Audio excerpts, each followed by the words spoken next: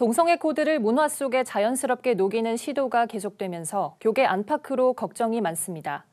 최근엔 리얼리티 예능 프로그램까지 등장해 퀴어 콘텐츠가 하나의 주류 장르로 자리 잡을 수 있다는 전문가들의 경고가 잇따르고 있는데요. 잘못된 성 가치관의 확산이 우려됩니다. 박재현 기자의 보도입니다.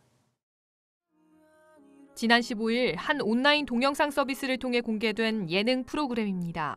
동거 중인 게이와 레즈비언, 트랜스젠더 커플의 일상을 담고 있으며 다른 프로그램에선 동성애자 남성들이 한 집에 입주해 연애 상대를 찾는 내용을 다루고 있습니다.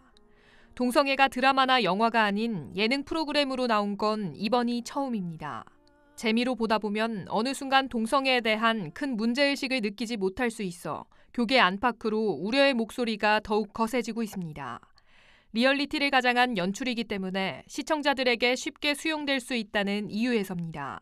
또 동성 연애의 모습이 평범하게 미화될 가능성이 있고 성적 가치가 형성되지 않은 청소년들에게는 매우 위험한 영상이 될 수 있다는 지적입니다. 우리나라에선 헌법 36조 1항에도 동성 결혼이라는 것을 허용하지 않고 있는데 헌법 질서에도 반하고 우리 사회의 일반적인 성도덕 관념, 성윤리 개념에도 벗어나는 거고 특별히 청소년들, 자라나는 어린 세대들에게 직접적인 영향을 끼치기 때문에 대단히 우려하고 있고 앞서 보도된 구티비 뉴스 동성애 관련 보도에 따르면 청소년기에 동성애 음란물이나 신체적 접촉이 있을 경우 동성애 학습 효과를 유발시켜 동성애자가 될 수 있다고 의료계가 경고하고 있습니다. 최근엔 퀴어 축제가 개최되는 등 동성애가 문화 영역까지 침투하고 있는 가운데 교계에서도 반발에 나서고 있습니다.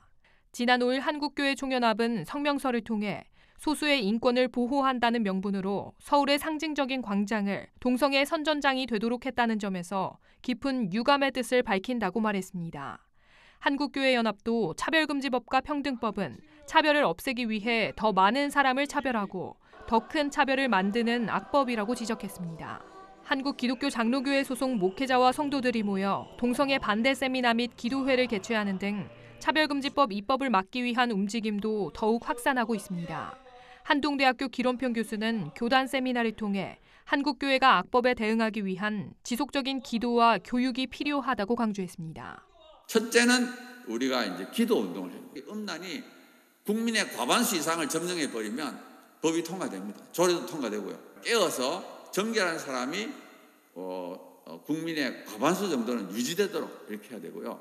우리가 강력한 조직을 만들어야 돼요. 그래서 전국적으로 네트워크를 해서 목소리를 우리의 일상 속 파고드는 동성애를 막기 위해선 한국교회가 보다 적극 나서야 한다고 전문가들은 지적하고 있습니다.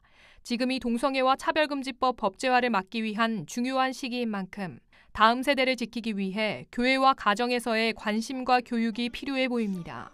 구티비 뉴스 박재현입니다.